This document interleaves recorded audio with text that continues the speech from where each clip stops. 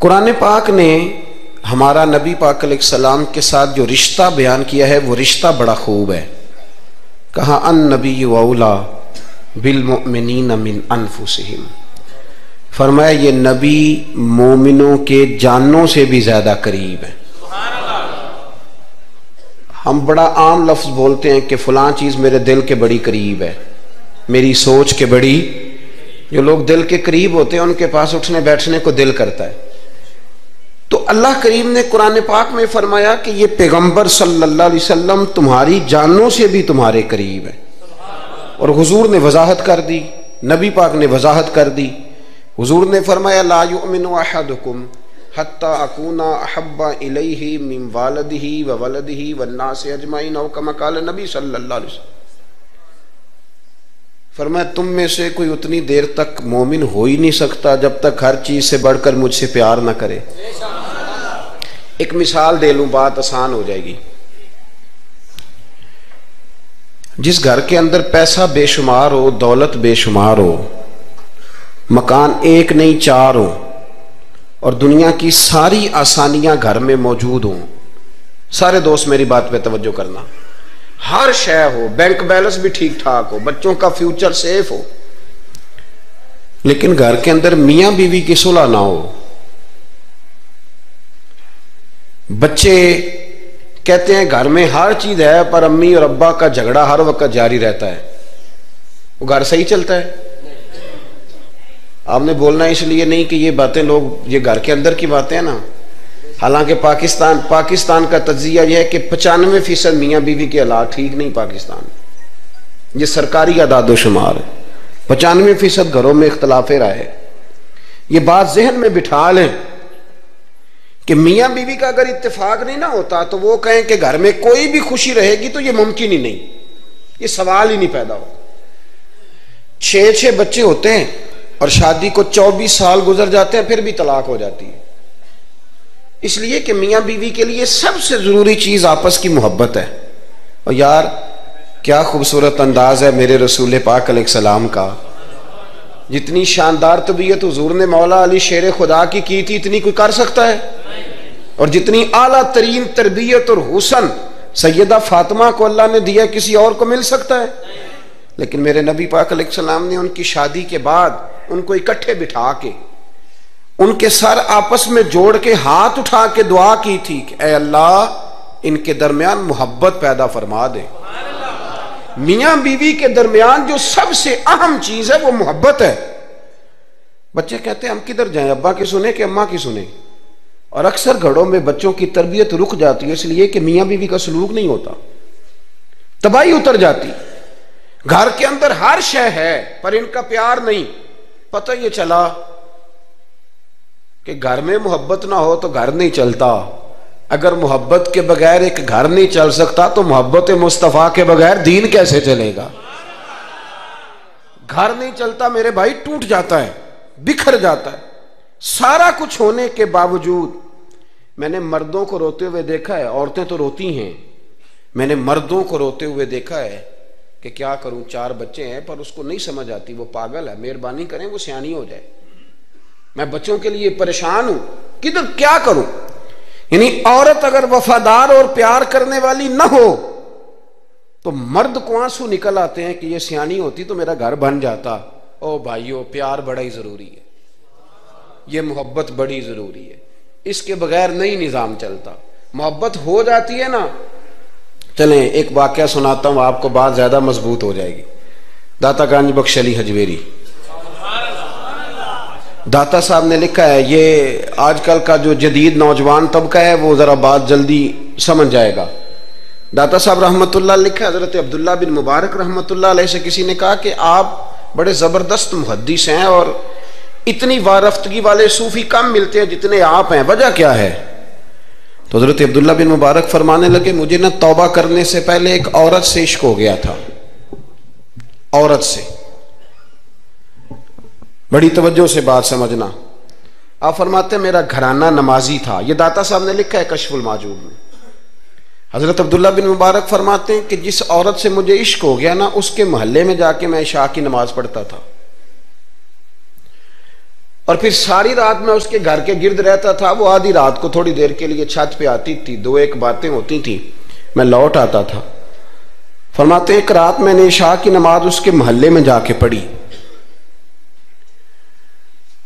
قاری صاحب نے نا کچھ آیات لمبی پڑھا دی تو مجھے غصہ آیا. کہہ دیتے نا لوگ مولویوں نے کام کو نہیں, سانو تے اور بھی ہیں. تو کہتے ہیں کہ نماز لمبی پڑھا دی تو مجھے غصہ آیا کہ جلدی پڑھاؤ. فرماتے ہیں نماز وہاں پڑھی, سخت سردی تھی, رات لمبی تھی.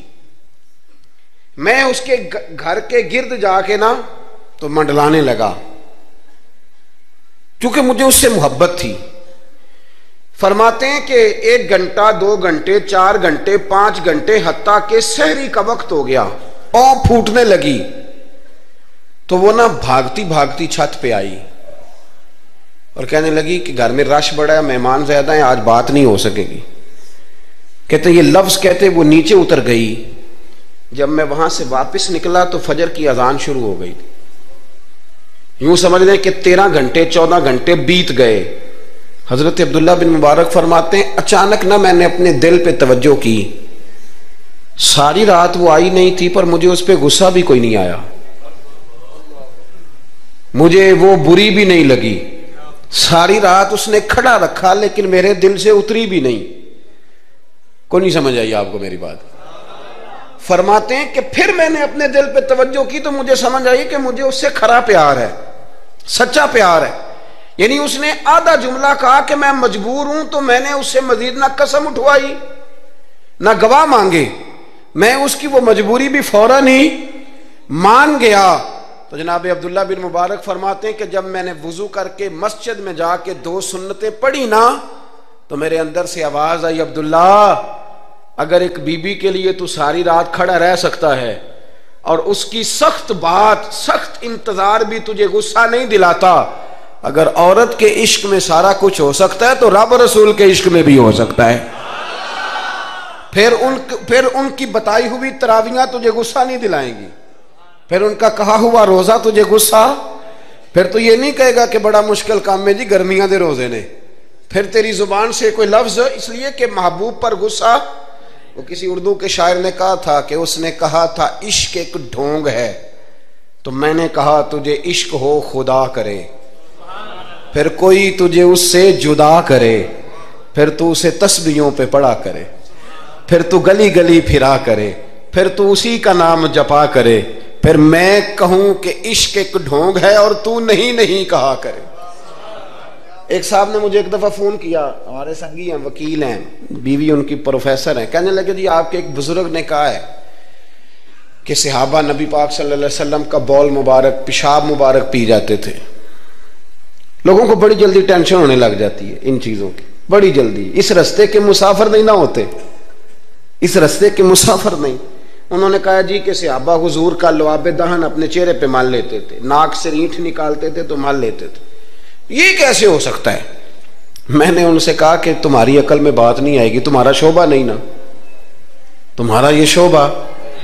کہنے لگے آپ سمجھا دیں. تو میں نے کہا بھائی سنو, آپ کی بیوی امیر خاندان سے ہے, ہماری بچیاں جو پڑھی لکھی ہوتی ہیں نا امیر خاندان سے ہوتی ہیں, یہ جب کسی کے گھر جاتی ہیں نا تو ان کا بچہ پیشاب کر دے تو انہیں بڑی بدبو آتی ہے, اور اگر وہ کہہ کر دے تو یہ بھی کہہ کرنے لگ جاتی ہیں. ہوتا ہے کہ نہیں ہوتا؟ اور گھر آ کے کہتی ہیں وہ بڑے جاہل ہیں, صفائی نہیں کرتے, بچے نے ادھر ہی پیشاب کیا ہوا تھا, میں تو جو کھا کے گئی تھی وہ بھی باہر آ گیا. کہنے لگے جی بالکل یہ بھی ایسے ہی کرتی تھی. تو میں نے کہا جب اس بچی کا جو بڑا ناک چڑھاتی ہے, جب اس کی اپنی شادی ہو جائے, اپنا بچہ ہو جائے اور بچہ بالوں میں پیشاب کرے, پھر بھی کیا آتی ہے؟ کیوں؟ اس لیے کہ اپنا بچہ ہے. اور میں نے کہا میاں فرق اتنا ہے کہ صحابہ کا اپنا نبی تھا. یہ جب محبت ہو جاتی ہے نا تو پھر گھن نہیں آتی پھر کوئی. اور پھر مصطفیٰ کریم کا بول مبارک تو اللہ نے ویسے ہی پاک فرمایا ہے. تو میں نے کہا یہ باتیں اتنی دیر ہوتی ہیں جتنی دیر تک بچہ غیر کا ہوتا ہے. جب بچہ اپنا ہوتا ہے تو پھر یہ گفتگو. جب تک بچہ غیر کا تھا, آواز کم کریں گی تھوڑی, جب تک بچہ غیر کا تھا اس وقت تک کہہ بھی آ رہی تھی, بدبو بھی آ رہی تھی, گھن بھی آ رہی تھی.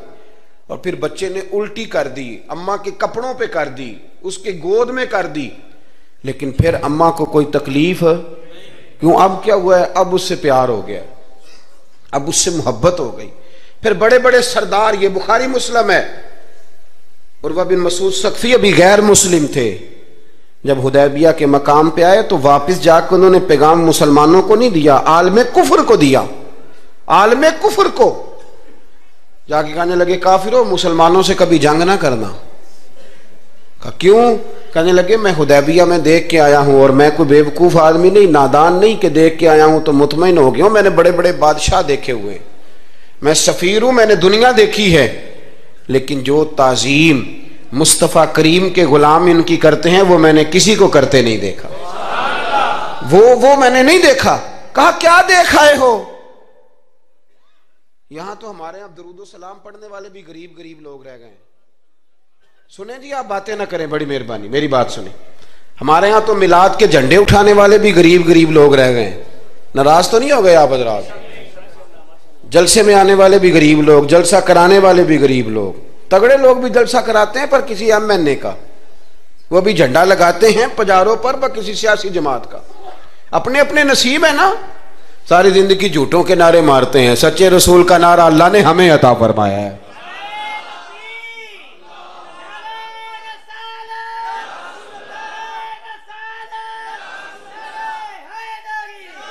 مقام توجہ اللہ آپ کو سنیں۔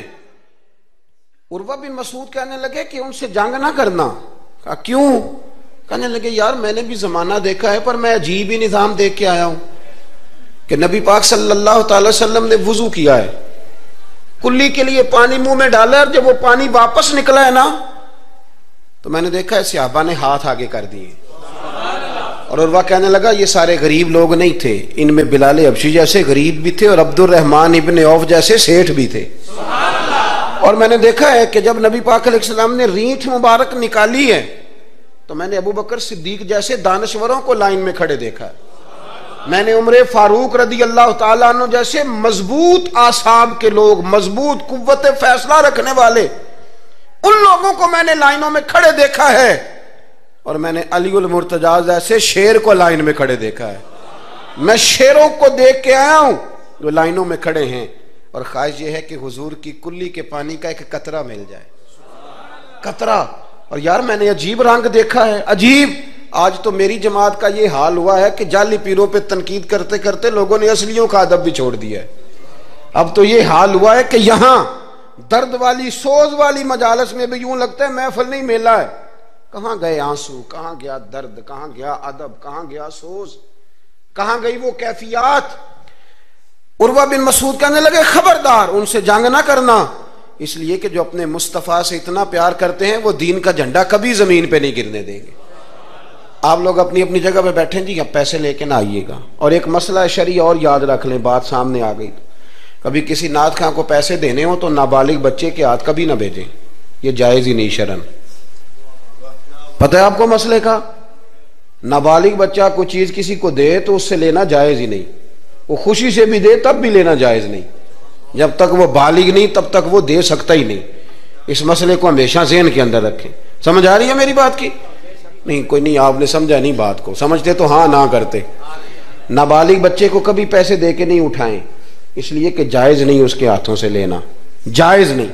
ورنہ مولانا دیدار علی شاہ صاحب رحمۃ اللہ علیہ اعلیٰ حضرت کے خلیفہ تھے، وہ کہتے ہیں مجھے کئی دفعہ میرے یاروں نے کہا تھا کہ اعلیٰ حضرت سے ملنے چلے، تو میں کہتا تھا میں خود سید ہوں، خود عالم ہوں، میں کیوں جاؤں کسی کے پاس۔ کہتا جس دن پہلے دن گیا نا تو ایک چھوٹا طالب علم کنویں پہ پانی نکال کے وضو کر رہا تھا، میں نے کنویں سے پانی میں نے سمجھا کہ ڈیوٹی، آپ کو پتا نا بڑی مصیبت ہوتی ہے طالب علموں کے حصے میں آئی ہوئی، سارے کام ان بیچاروں نے کرنے ہوتے ہیں، یعنی قدموں کے نیچے فرشتوں نے پارے بچھائے ہوتے ہیں اور کندھے کے اوپر کمیٹی والوں نے قربانی کی کھال رکھی ہوتی ہے، یہ طالب علموں کا عشر ہوتا ہے۔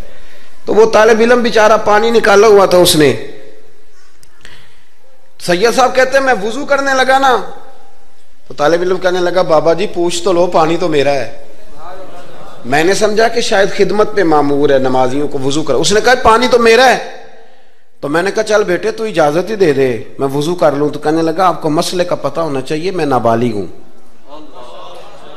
اپنی مرضی سے بھی چیز کسی کو نہیں دے سکتا۔ سید صاحب کہتے ہیں میں نے اللہ اکبر کہا اور میں نے کہا دیدار علی شاہ تو بڑا عالم ہے، پر احمد رضا کے تو نابالغوں کا علم بھی تجھ سے زیادہ ہے۔ اس کرو مدح اہل دول رضا، اور پڑے اس بلا میں میری بلا، میں تو گدا ہوں اپنے کریم کا، میرا دین پا رہا ہے نانے۔ آمدام برسر مطلب رسول پاک کی محبت یہ انسان کو سجاتی ہے، سنوارتی ہے، تکبر دور کرتی ہے، عاجزی پیدا کرتی ہے، یہ روح کا وضو کراتی ہے۔ جب حضور کی محبت میں لوگ روتے ہیں تو پھر انسان کا دل صاف ہو جاتا ہے۔ نبی پاک کی محبت انسان کو آداب کا پابند کرتی ہے، وہ نعت کے ساتھ وابستہ ہو جاتا ہے، مسجد کی صفائی کرنا اس کے لیے آسان ہو جاتا ہے۔ حضور سے محبت ہوتی ہے تو بہانے نہیں کرتا بندہ کہ اب میں رمضان سے نماز شروع کروں گا، حج کر کے آؤں گا تو نیک بنوں گا، داڑھی رکھوں گا تو لوگ کیا، پھر یہ بہانے ختم ہو جاتے ہیں۔ اس لیے کہ محبت عمل کرنا آسان کر دیتی، محبت آسانی پیدا کرتی۔ حضرت ابوبکر صدیق رضی اللہ تعالیٰ عنہ سے کسی نے پوچھا تھا کہ آپ سب سے زیادہ راضی کب ہوئے؟ حدیث بخاری مسلم میں بھی ہے، پر کنز المال سے عرض کر رہا ہوں، وہاں تفصیل زیادہ ہے۔ حضرت ابو درداء رضی اللہ تعالیٰ عنہ فرماتے ہیں کسی نے پوچھا راضی کب ہوئے؟ انسان بڑی دفعہ راضی ہوتا ہے نا، جب مسلمان ہوئے تھے تب بھی بڑے راضی ہوئے ہوں گے، جب اللہ نے بیٹا دیا تھا تب بھی بڑے راضی ہوئے ہوں گے، اور پھر اللہ نے انہیں امیر المومنین بنایا، یہ سارے وقت ہوتے ہیں نا خوشی کے۔ کہا راضی کب ہوئے؟ تو صدیق اکبر بیٹھ گئے، فرمانے لگا بتاتا ہوں۔ کہ بتائیے۔ فرمانے لگے اس دن بڑا ہی راضی ہوا تھا جس دن میں نبی پاک کو مکے سے مدینے لے کے جا رہا تھا صلی اللہ علیہ وسلم، میں بڑا راضی ہوا۔ کہا کس طرح؟ تو حضرت صدیق اکبر فرماتے ہیں جب ہم مکے سے مدینے جا رہے تھے تو گرمی زیادہ تھی، میں نے دیکھا کہ حضور کو پسینہ آ رہا ہے اور پسینے کے قطرے میں نے چہرے پر ٹپکتے دیکھے۔ فرماتے میں پریشان ہو گیا کہ کوئی ٹھنڈا سایہ ملے تو میں حضور کو تھوڑا آرام کراؤں۔ فرماتے ہیں دائیں بائیں دیکھا کوئی چیز نظر نہ آئی، ایک پہاڑ کی ڈھلان تھوڑی جھکی ہوئی تھی، میری نظر پڑی تو میں نے عرض کی یا رسول اللہ اگر اجازت دیں تو دیکھ آؤں؟ حضور نے فرمایا دیکھ لو۔ کہتے میں گیا اور اپنی پگڑی کھول کے میں نے اس جگہ کو صاف کیا، پھر میں نے وہاں اپنی چادر بچھائی، عرض کی حضور تھوڑی دیر آرام کر لیں۔ او بھائی یہاں لوگ کہتے ہیں تعلیمات کی بات کرو، نماز روزہ حج زکوٰۃ کی بات کرو، اور جب تک ذات سے پیار نہیں نہ ہوتا بندہ بات بھی نہیں مانتا۔ یہ محبت مصطفیٰ ہوگی تو سارے کام آسان ہو جائیں۔ عشق رسول صلی اللہ تعالی علیہ وسلم آسان کر دے گا جینا۔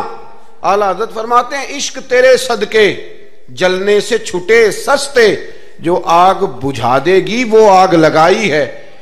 حضور صلی اللہ علیہ وسلم کے لیے میں دیکھ کے آیا سایہ، آپ فرماتے ہیں پھر میں نے عرض کی یا رسول اللہ صلی اللہ علیہ وسلم تھوڑی دیر آرام کریں۔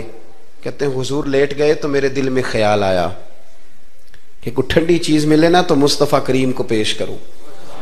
کہتے ہیں دائیں بائیں دیکھا تو ایک چرواہا بکریاں چرا رہا تھا، اس سے میں نے کہا کہ دودھ دے دو گے تھوڑا سا؟ وہ کہنے لگا کہ اگر آپ ڈیرے پہ مانگتے تو 3 دینار، یہاں 4 دینار کا۔ آپ فرمانے لگے میں نے تو سوچا تھا تو بہت بڑی قیمت مانگے گا، صرف 4 دینار۔ کہتے ہیں اسی وقت دیا۔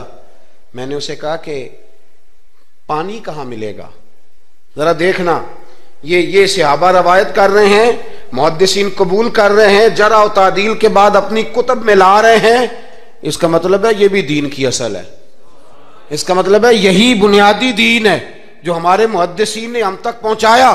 میرے رسول کریم علیہ السلام کے غلاموں، حضرت ابوبکر صدیق رضی اللہ تعالیٰ عنہ کہتے ہیں میں نے کہا کہ پانی کہاں ملے گا؟ وہ کہنے لگا پانی بڑی دور ہے۔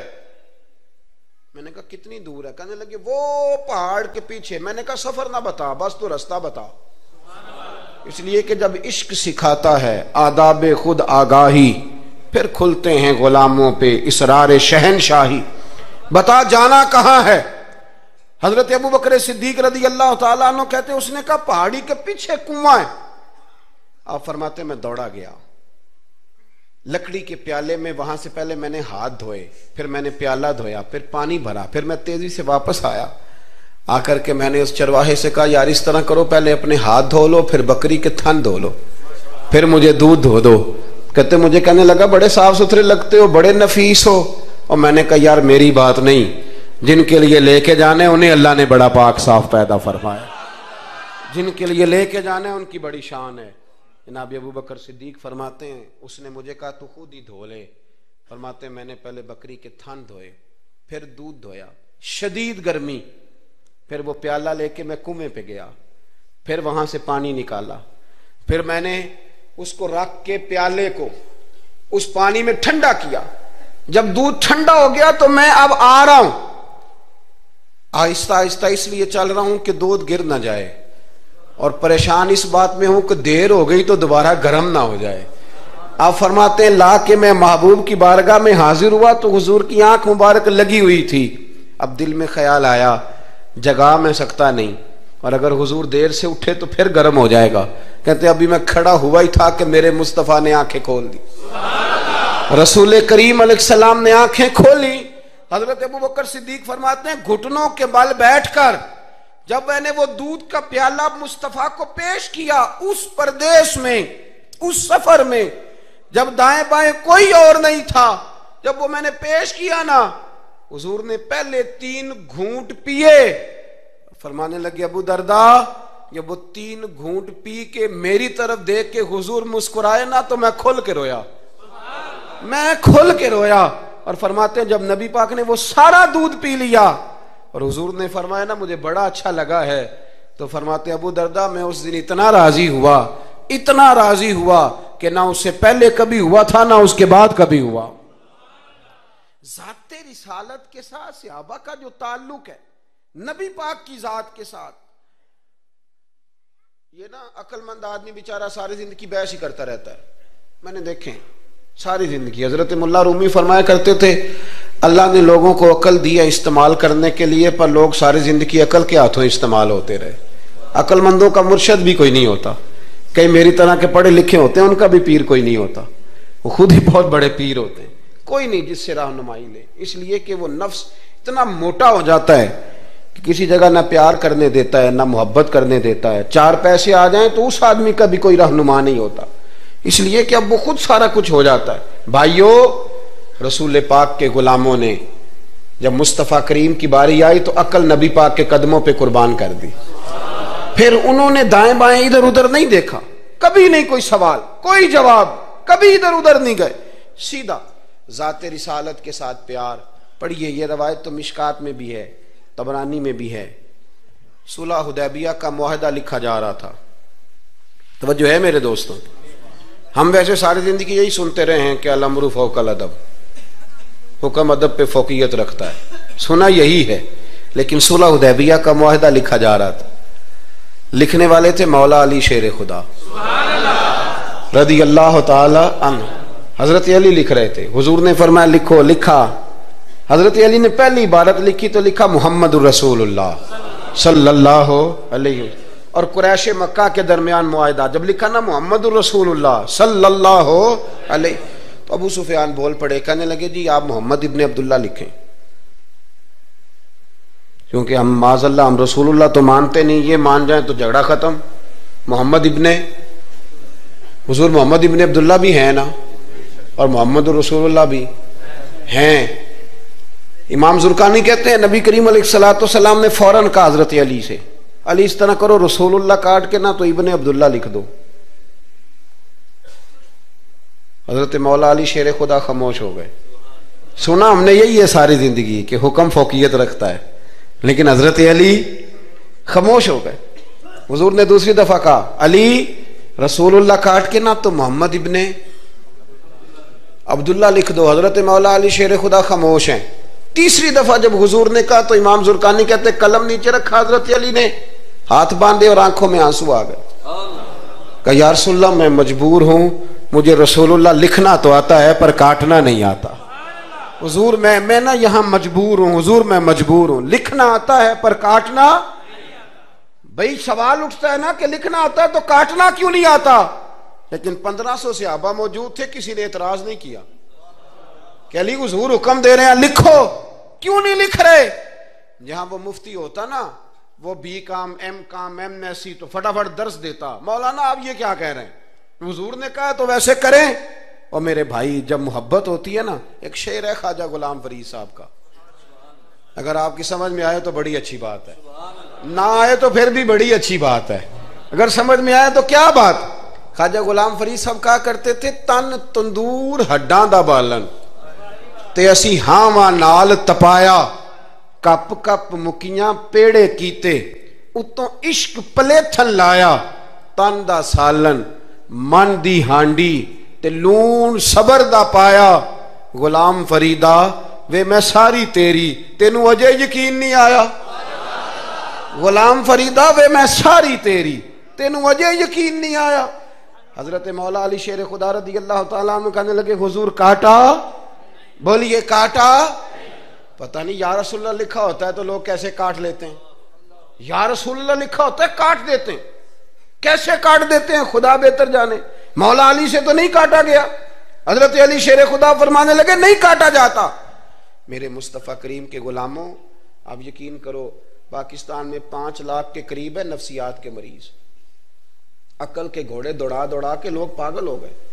علامہ اقبال جیسے لوگ تڑپتے تھے آخری عمر میں کہتے تھے خرد کی گتھیاں سلجھا چکا ہوں یا رب مجھے صاحب جنوں کر دے اللہ مجھے مجنون کر دے نبی پاک کے عشق میں میں نہیں مزید فلسفہ منطق ادھر نہیں جانا چاہتا مجھے دیوانگی دے رسول اللہ کی محبت کی میں نہیں جان یہ جو لوگ دیوانے تھے نا یہ بڑے اچھے تھے اب تو بحث ہی رہ گئی ہے عمل ختم ہو گیا ہے اب بحث رہ گئی جس کو 35 سال ہو گئے نا میلاد مناتے وہ بھی ہر سال آ کے پوچھ لیتا ہے کہ جائز تو ہے نا منانا میں کہتا ہوں خدا کے بندے 35 سال سے تو منا رہا ہے اب تو یہ پوچھا کر کہ میں کتنا درود پڑھوں محفل میلاد پہ آپ تو یہ کہا کر کہ وضو کس طرح کرنا ہے میلاد کا لنگر پکانے کے ابھی تک سوال کر رہے ہو محبت کرنے والے کر کے گزر گئے تو ابھی تک بحث کر رہا ہے اور بہت ساری ایسی چیزیں تھیں جو صحابہ کی سمجھ میں نہیں آتی تھی لیکن چونکہ سامنے رسول اللہ کی ذات تھی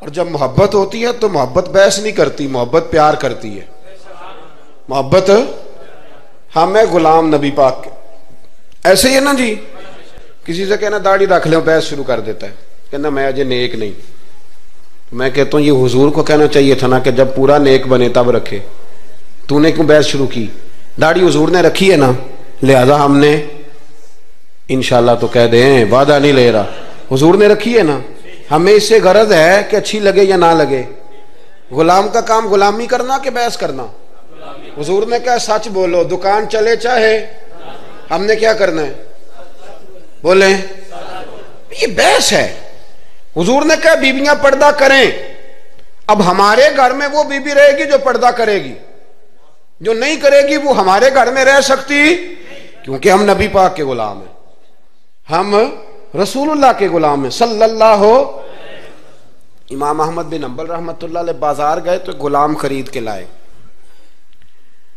آپ نے فرمایا تیرا نام کیا ہے تو وہ کہنے لگا حضور غلاموں کا نام نہیں ہوتا آپ کسی کو بھی آواز دیں گے تو میں سمجھوں گا مجھے ہی بلا رہے ہیں آپ فرمانے لگے تو کھائے گا کیا کہنے لگا حضور غلاموں کے نخرے نہیں ہوتے جو ٹکڑا بچ گیا نہ ڈال دینا چپ کر کے کھا جاؤں گا فرمایا یہ حجرے ہیں کو کمرہ پسند کر لے کہنے لگا حضور غلاموں کے نخرے نہیں ہوتے آپ جہاں اشارہ کریں گے میں سو جاؤں گا امام صاحب فرماتے ہیں مجھے وجد ہو گیا میں تو رونے لگا میں نے کہا اٹھو یار سینے سے لگ تو غلام بننے کے قابل تو نہیں تو آقا بننے کے قابل ہے بابا بلے شاہ صاحب رحمت اللہ علیہ نے تبصرہ کیا اس موضوع پر بابا صاحب کہتے ہیں کہ ایک لقمہ ڈالتے ہو کتے کو کتا ہمارا غلام ہوتا ہے نا ہم مالک ہوتے ہیں اس کے ایک لقمہ ڈالتے ہو اور دوسرا لقمہ وہ مانگے نا دوسری روٹی تو جوتے مارتے ہو خود رات کو پنکھے کے نیچے سوتے ہو وہ بیچارہ ساری رات پہرا دیتا ہے اور سویرے جا کے کسی درخت کے نیچے رخ کے نیچے سو جاتا ہے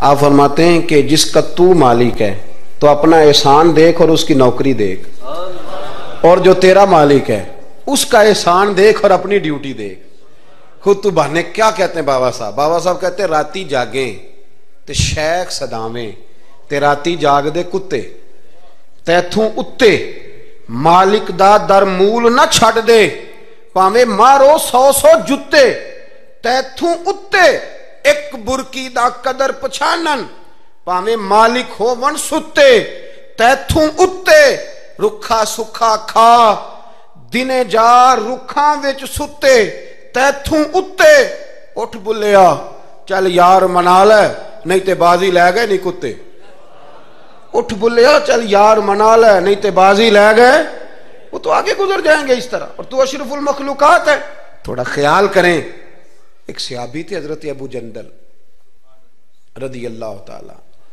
ہماری محبت رسول صلی اللہ علیہ وسلم بحثوں میں رہ گئی. بحثوں میں اتنے کمزور ہیں ہم کہ آج تک بحث کر رہے ہیں, آج تک, کہ حضور پہ درود کون سا پڑھنا چاہیے. خدا کے بندے, جس کو محبت ہوتی ہے نا وہ بحث نہیں کرتا, وہ درود پڑھتا ہے. درود و سلام پڑھنے والے کم ہیں, مسئلہ پوچھنے والے زیادہ ہیں.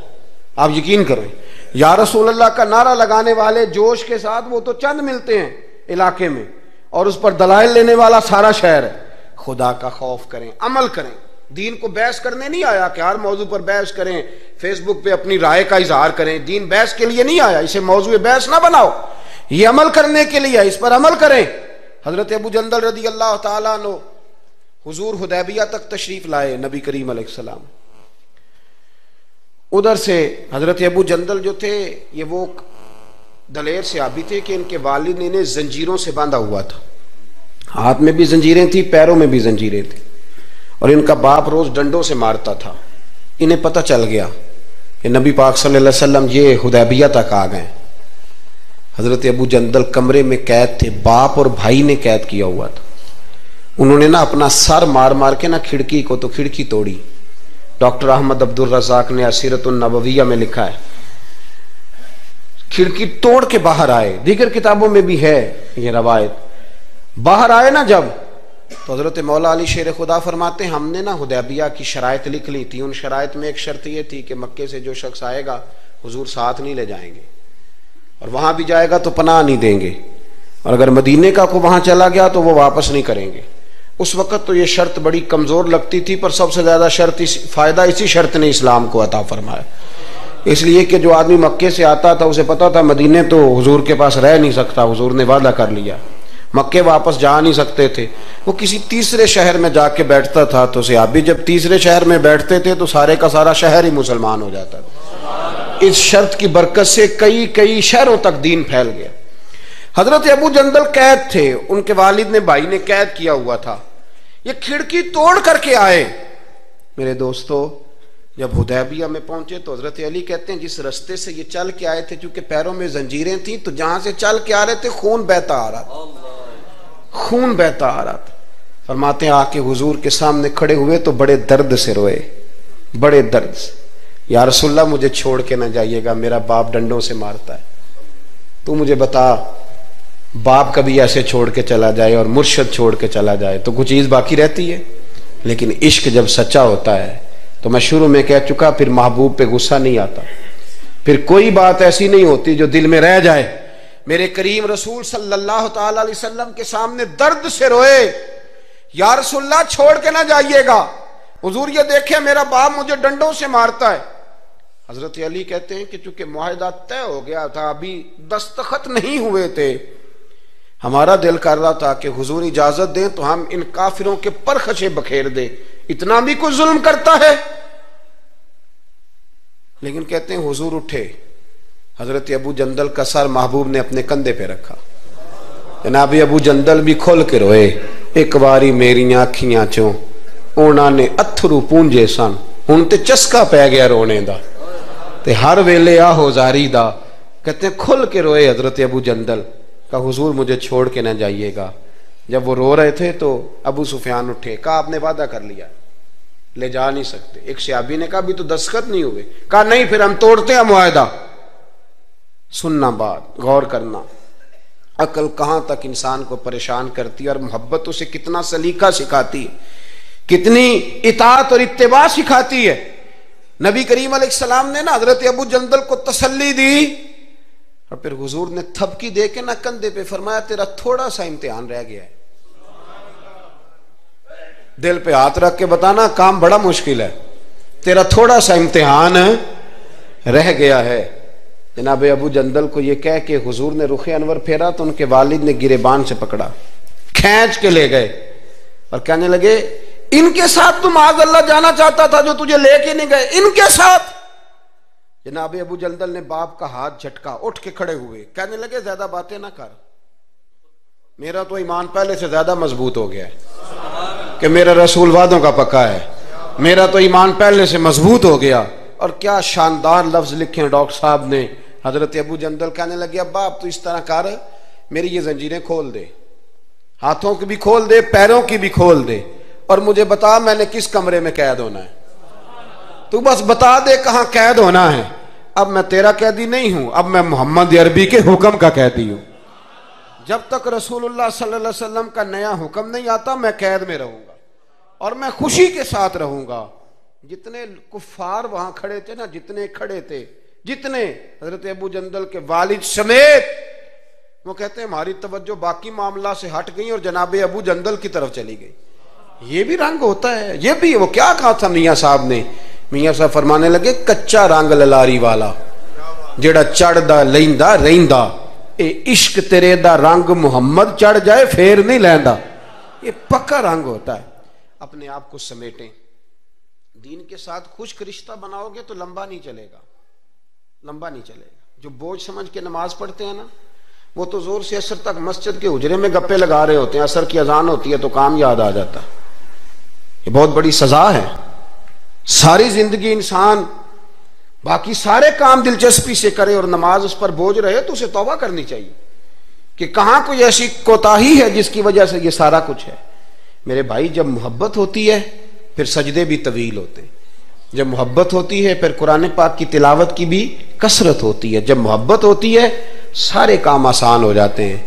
حضور سے محبت کریں۔ وہ کیسے پیدا ہوگی؟ درود و سلام زیادہ پڑھا کریں، حضور کی نعتیں زیادہ سنا کریں۔ اور نعت کے لیے محفل ضروری نہیں ہوتی، اب تو ٹیپ ریکارڈر پہ بھی نعت مل جاتی ہے۔ رات کو کوشش کریں نعت سن کے سویا کریں، نعت سن کے۔ مجھے ایک سنگی نے کہا ایک دفعہ کہ محبت رسول بچوں میں پیدا کرنی ہو تو کیا طریقہ ہے؟ تو میں نے کہا میں نے تو ایک بزرگ کو دیکھا ہے، میرا خیال ہے اس طرح محبت پیدا ہو ہی جاتی ہے۔ ایک ہے میں تقریر کر رہا ہوں محبت رسول پہ، تو یہ تو کئی دفعہ رٹے رٹائے جملے بھی ہو سکتے ہیں۔ ایک ہے میرے بچوں میں جب محبت رسول پیدا ہوگی تو وہ میرا عمل دیکھیں گے، اس سے محبت کریں گے۔ ایک بزرگ گھر میں لیٹیں، اچانک رونے لگے، بیوی جاگی، بچوں کو جگایا، پتہ کرو۔ بچے کہنے لگے اماں آپ پوچھیں۔ پوچھ کے باہر آئی کمرے سے، اماں ابا کو کیا ہے؟ کہ تمہارے والی بات نہیں، اتنا زور زور سے کیوں رو رہے ہیں؟ کوئی حکیم طبیب کا معاملہ ہے، ڈاکٹر کا، تو بلاتے ہیں۔ کہ بیٹا تمہارے والی بات۔ کہ اماں بتائیں تو صحیح ماجرا کیا ہے؟ کہ بیٹا کچھ بھی نہیں، تمہارے ابا کو مدینہ یاد آتا ہے، رسول اللہ کا شہر یاد آتا ہے، اس درد سے رو رہے ہیں۔ بتاؤ بچوں میں محبت رسول پیدا ہوگی کہ نہیں ہوگی؟ وہ تڑپ آئے گی کہ نہیں آئے گی؟